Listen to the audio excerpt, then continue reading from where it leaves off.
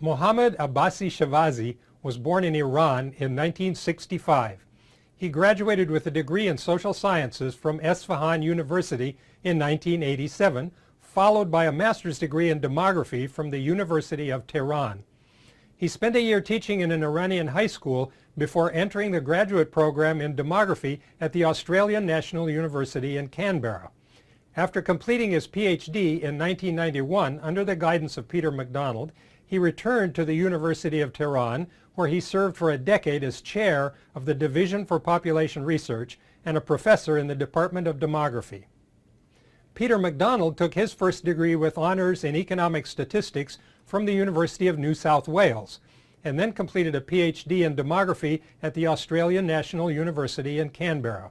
In his early career, he worked at the Demographic Institute of the University of Indonesia, at the World Fertility Survey in London, and the Australian Bureau of Statistics, and then spent 11 years as the head of research at the Australian Institute of Family Studies. He eventually returned as a professor of demography to ANU. Like his mentor, Jack Caldwell, McDonald has concentrated most of his research on the developing world, with particular attention to Asia and the Middle East. This article from 2006 came out of the collaboration between Abbasi-Shavazi and McDonald to study the population dynamics of Iran, and was a forerunner to their 2011 book, The Fertility Transition in Iran, Revolution and Reproduction. It is important because it not only outlines the factual details of Iran's fertility decline and completion of the demographic transition, but demonstrates the application of indirect methods of estimating key demographic measures in situations where some kinds of data are deficient. Started into the demographic transition already during the 1800s. In fact, a number of countries, particularly in Europe, actually completed the transition stage of fertility decline before many other countries in other parts of the world got started with their transitions at all. Iran provides us with an example of one of these other latecomer countries. Its fertility decline did not occur until the last couple of decades of the 20th century. As Abbasi-Shavazi and McDonald illustrate in their Figure 1, fertility in Iran remained in the range of 5 to 6 births per woman well into the 1980s. Only in the closing years of the century did a strong fertility decline finally set in. Once the decline did get started, Iran made rapid progress, however. Today, the birth rate in Iran is low and stable, approximately at the rate that will just replace the population in the long run, with little or no population growth. Iran now has completed the demographic transition. They do it. Before Abbasi-Shavazi and McDonald can do much in the way of testing various explanations, they must contend with a problem that we have not encountered so far in other research on Japan or European countries like England. Even in the latter part of the 20th century, though, Iran still had not managed to develop a comprehensive and reliable system for registering all the births taking place in the country each year. The registration that did exist functioned reasonably well in the largest cities, but particularly out in rural areas, the civil infrastructure of the country was simply not organized enough to guarantee that all births would be recorded. Infant death rates that appear to be lower in rural areas than urban areas are usually a sure sign of this registration problem, because births that result in infant deaths shortly afterwards are the least likely to be recorded accurately. In countries with reliable census and vital registration systems, including most of the countries of Europe, we simply count all the births from registrations of birth certificates and divide by population counts taken from a census. In Iran, these numerators from vital statistics were not available on a reliable basis over the decades in question. Instead, Abbasi-Shavazi and McDonald have to rely on one of the tricks of the trade demographers who have faced these data problems for many years. They fall back on what is called the own children method for arriving at a rough estimate of birth rates when there are no reliable registration data for the numerators of the rates. This method simply substitutes census data for both numerators and denominators of the rates, and Iran did have reliable census counts over a period of several decades, spanning the whole period of the fertility decline. We have to be satisfied with an approximation in this case. In the denominator, we put all the women of childbearing age, just as if we were calculating the general fertility rate. Then the question is how to figure out how many babies these women were having in the absence of birth registration data. The own children method just takes the number of children under age 15 counted in the census. These children obviously represent the births that took place in the country in the previous 15 years, except that we have to account somehow for the births that did not survive to the census date due to infant and child mortality. Since we don't have reliable vital statistics on deaths either, we can't get a reliable count of how many births were lost before the census date. But we can assume that the percent of births lost is about the same from one year to the next. So if we look at birth rates estimated from census counts of children, the trend over time should be the same as for actual counts of births. In fact, if the infant death rate is falling during these same years, we will see more and more surviving children over time from the same birth rate. So if the birth rate estimated from surviving children is itself going down, the actual birth rate must have been going down even faster. A fertility decline measured by the own children method is almost certainly a conservative underestimate of the actual fall in the birth rate. So Abbasi-Shavazi and McDonald line up all their census data, calculate their own children estimates of birth rates for a half century or so of Iran's recent history, and then have a look at what they find. A half century ago, in the 1960s, most of Iran's population lived in rural village communities. A small elite lived in the largest cities like Tehran. For the country as a whole, we find a total fertility rate of around 6 children per woman, clearly representing an early stage of the demographic transition in the country. Even at that point, Iran did already have a family planning program of sorts, started by the Shah, who then ruled the country, as a favor to his friends in Western countries who had been convinced that family planning could lower birth rates and help countries to modernize. This way of thinking turned early demographic transition theory on its head. The earliest transition writers suggested that modernization and economic development would lead to lower birth rates. The family planners, however, suggested instead that if you could lower the birth rate first, this would lead to modernization and economic development. The Shah and his wealthy, educated, urban supporters did open some family planning clinics, but these were concentrated in the large cities where these elite groups lived, and they had virtually no impact on attitudes or behavior in the vast rural population. So Iran still had pre-transition fertility levels in the 1960s and 1970s. Then around the end of the 1970s, a popular Islamic revolution fomented by Ayatollah Khomeini, who lived in exile in Paris, forced the Shah to run for his life and turned Iran inside out. It was the turn of the Shah and many of his wealthy friends and supporters to flee the country and live in exile. This is the origin of the prosperous Iranian minorities who live in some Western cities like Los Angeles, as featured in reality television series like The Shahs of Sunset. Islamic fundamentalists who came to power in the country automatically looked at anything that had been related to the Shah and his government in any way as automatically evil. The idea of family planning, or indeed any kind of attempts to lower the birth rate, were obviously part of an imperialist plot by the great Satan, that is, the United States, to weaken and control Iran and steal its oil and other resources. So even the marginal and mostly ineffective urban family planning clinics were shut down. Then the new Islamic regime found itself in a terrifying, brutal war with Saddam Hussein in Iraq, in which horrendous battle losses were eliminating large numbers of young Iranian men, so the government became even more strident about encouraging even higher birth rates to make up for the losses. From the 1970s into the 1980s, Iranian fertility rates actually rose, as illustrated in Figure 1 of the article. With this anti-Western Islamic fundamentalist government in power in Iran, worried about Western conspiracies and neighborhood bullies like Saddam Hussein, it might have been quite reasonable to expect that birth rates would remain high for the foreseeable future. Many xenophobic pundits in the West, who seem to be just as terrified of the Islamists in Iran as they were of us, equate Islamic extremism with fierce opposition to any kind of birth control and a deliberate desire to breed huge future populations that can be sent to overrun the low fertility countries of Europe, and perhaps the rest of the world in the bargain. This attitude is still prevalent in the West, so it might come as quite a shock to many of these people to learn that today Iran has completed the demographic transition and its birth rate has fallen to approximately replacement level. Why in the world would these Islamic fanatics engineer such a fertility decline?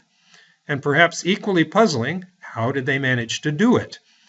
Or was it just some kind of accident or catastrophe that they were powerless to prevent? Let us see what Abbasi-Shavazi and McDonald discovered when they tackled these questions. Our article are not the only people who looked at census results from Iran. A few short years after Ayatollah Khomeini and his supporters took over the government and declared that it would be an Islamic republic from that point on, they conducted a census in 1986, the first post-revolutionary census.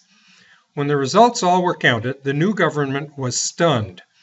Iran in 1986 was home to 50 million people, about the same number as in European countries like France, England, or West Germany, which had not yet reunified with East Germany. This represents an increase of 39% over the enumerated population from only 10 years earlier in 1976.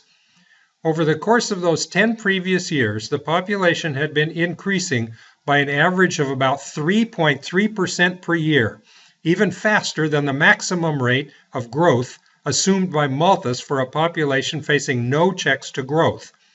And Iran had suffered massive casualties in its war with Iraq, so this growth rate represented only the net rate of increase after factoring in such mortality effects. We can see the effects of this post-revolutionary surge in Iran's birth rate by the footprint that it left in the age distribution of the population. The 2014 population pyramid for the country shows 3 5-year age groups in particular that are much larger than any previous cohorts in the population.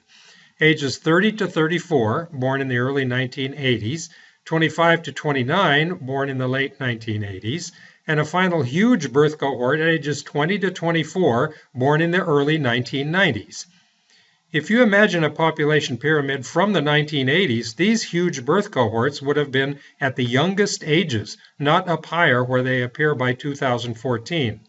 The results of these new huge cohorts was that nearly half, 45%, of the entire population of Iran was under age 14. In other words, every other person in the country was a kid. It doesn't take much reflection to think of some of the problems that this caused. Certainly it didn't take much imagination for all the mullahs sitting in the Iranian parliament to realize what was happening all around them. After all, the Islamic Revolution had been rooted above all among the poor, uneducated masses of people living in the rural areas of the country, largely ignored by the Shah and his wealthy friends in the cities.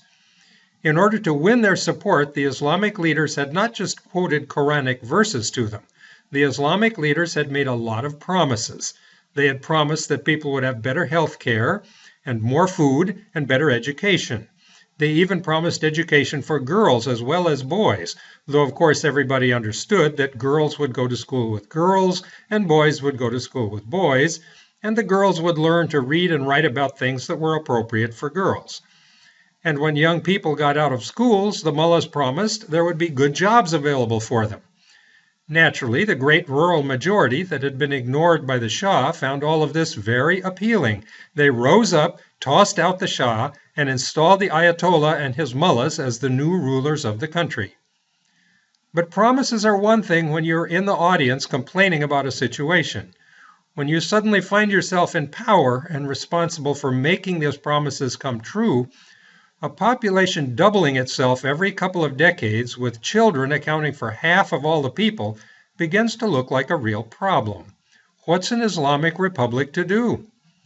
They added up the funds in their budget and counted all the teachers and doctors available, and suddenly they realized that providing health care and schools and food and jobs for this rapidly growing population was quickly going to exhaust their limited resources.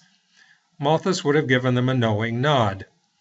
The Mullahs knew perfectly well that they were riding on a populist tiger that they had roused up, and if they failed to deliver on their promises, they would quickly be devoured by that same beast in their turn.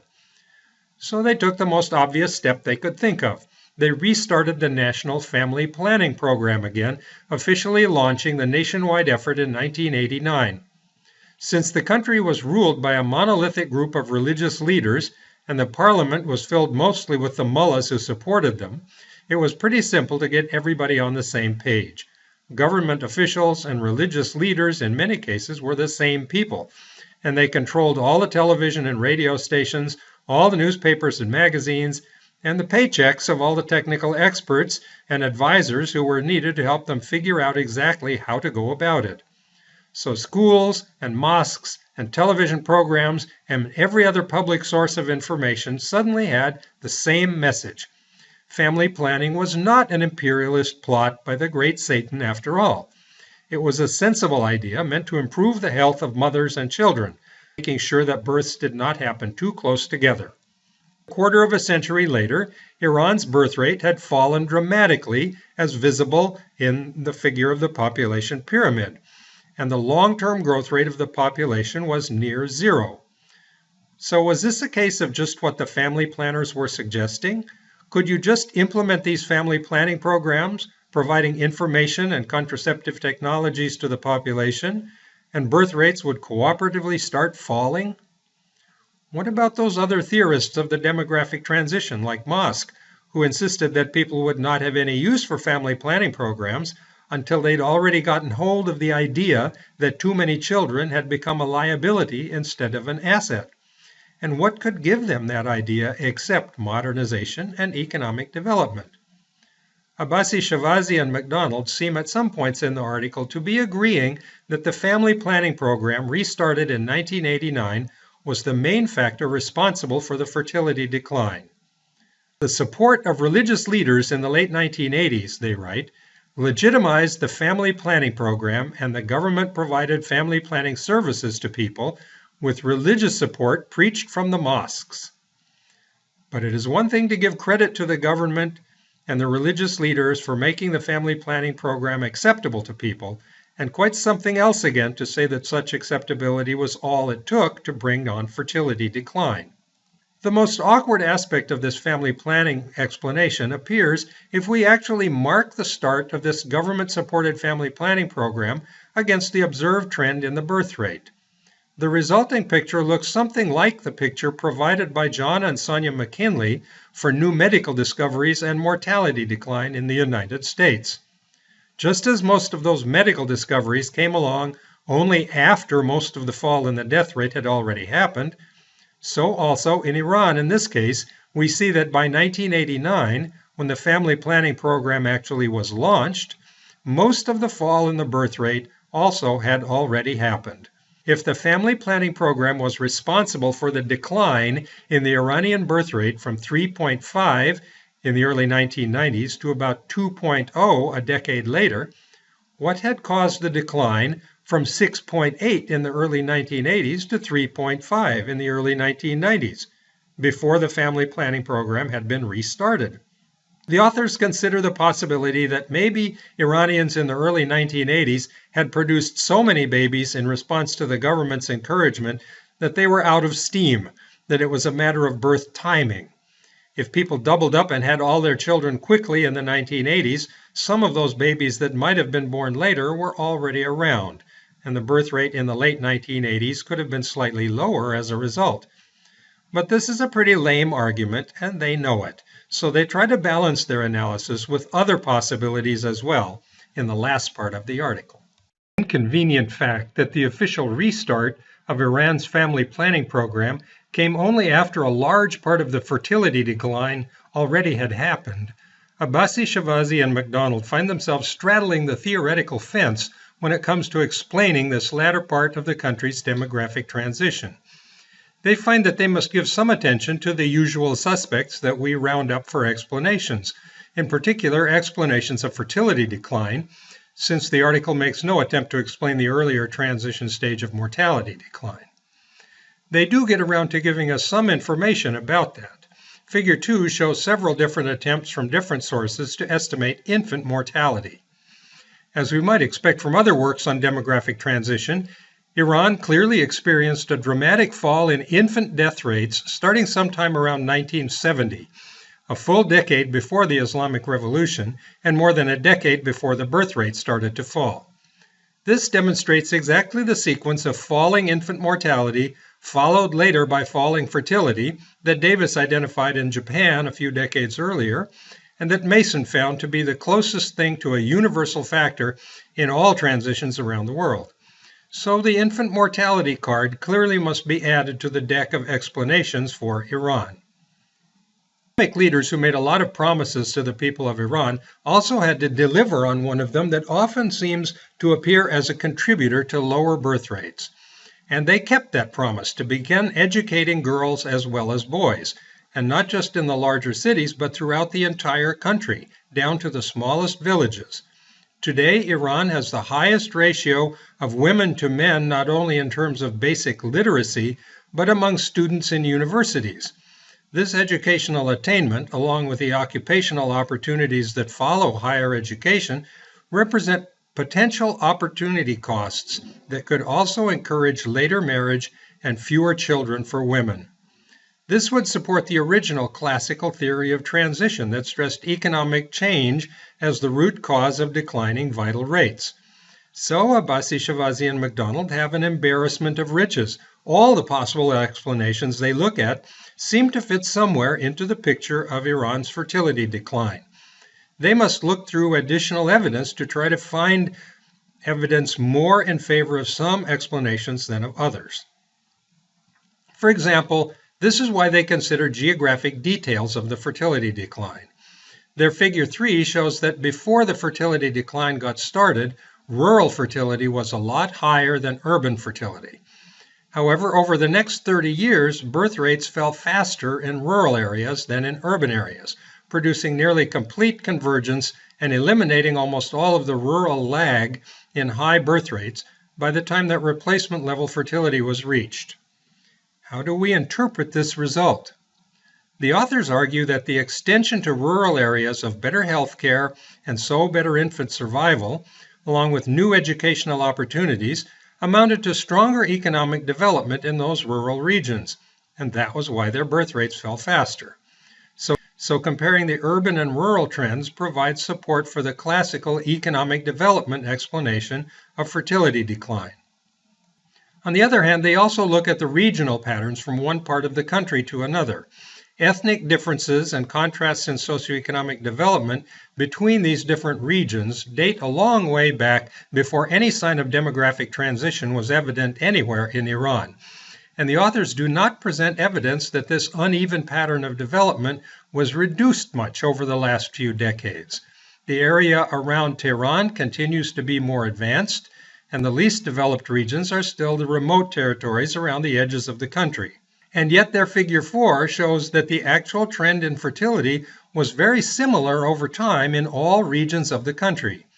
The regions that had higher fertility in the 1980s still had higher fertility 30 years later. And the areas that had the lowest fertility in the 1980s still had the lowest fertility 30 years later. But across regions, the fertility decline affected all of them in roughly parallel ways. Fertility did not remain at high pre-decline levels anywhere. All the curves in figure 4 bend downward over time so that they all run roughly parallel to each other during the fertility decline. In other words, the decline in fertility, as opposed to its absolute level, took place in the same way in the least developed and the most developed parts of the country. Abbasi-Shavazi and McDonald interpret this as evidence that the National Family Planning Program was operating successfully throughout the country, and that it managed to have an impact on birth rates across all levels of development, including the peripheral regions of the country, where ethnic minorities continue to lag behind the rest of the population on most measures of development. So comparing the different regions of the country provides support for the family planning impact explanation of fertility decline. Faced with these competing pieces of evidence, the authors have little choice but to conclude in a way that might remind us of Karen Mason's critical mass idea of different factors combining to produce demographic transitions, that the best explanation of Iran's rapid decline to replacement level birth rates probably is all of the above. As they say, quote, "We argue that the social, economic, and cultural context of the society, along with certain government policies such as rural development, health improvement, and the rise of literacy, paved the way for a successful family planning program," unquote. In effect, they have tried to find a way to have their cake and eat it too. Whatever the explanation, it remains interesting and informative to consider that one of the most radically fundamentalist religious regimes in the world has managed to engineer one of the fastest and most successful completions of the demographic transition, and today continues to enjoy the fruits of that success in important ways.